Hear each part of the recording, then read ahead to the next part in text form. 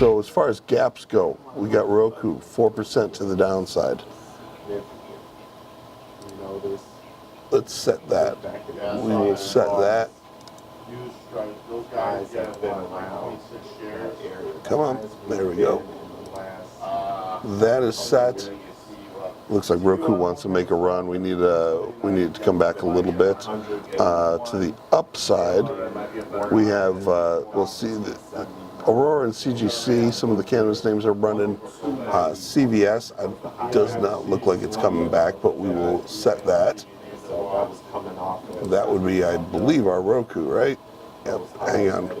We need a couple more minutes on Roku. We can't just jump in right there.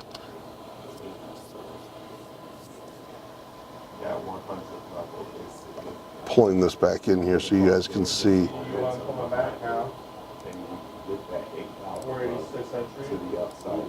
Okay, we have that set.